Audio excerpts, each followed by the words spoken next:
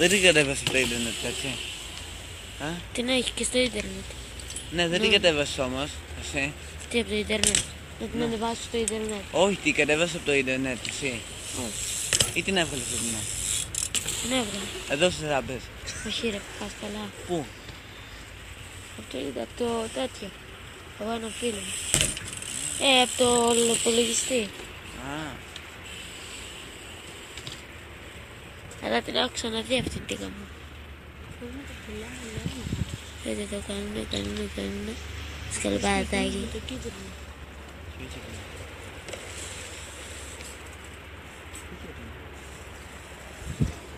Με τις κίτρινες ζάντες.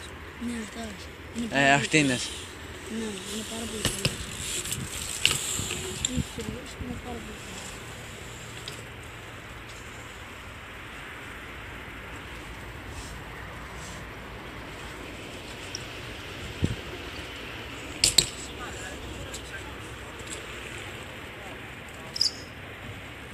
Αυτά είναι λάστιχα που σφυρίζουν.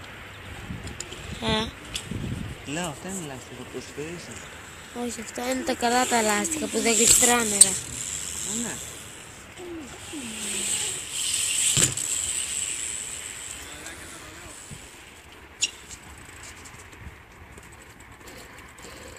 Φαντάζεσαι BMX με λεπτά λάστιχα.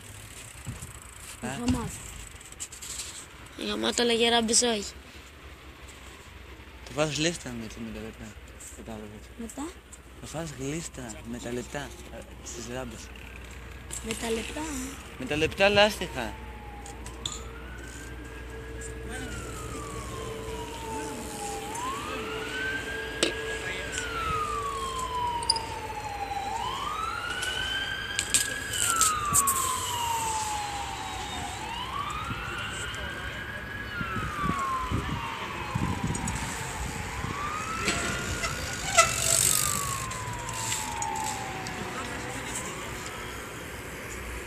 Αυτός, αν προσέξει το τιμόνι, έχει 3-4 τρύπες ρε, νομίζω.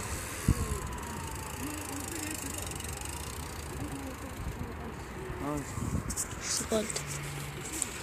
Είναι hot. Λένε ότι οι τρύπες στο σκελετό το κάνει πιο ελαφρύ. Ναι. Στο τιμόνι δεν ξέρω γιατί όμως.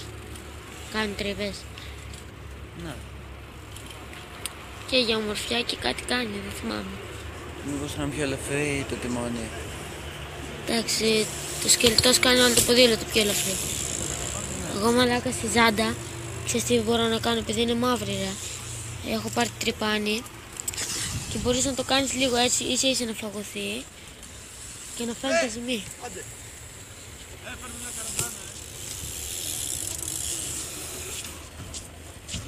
Πάρτε κανένα στο ποδήλατό μου και κάντε μα, όσοι χοντροσκάστε. Να το πάρω λίγο. Όχι.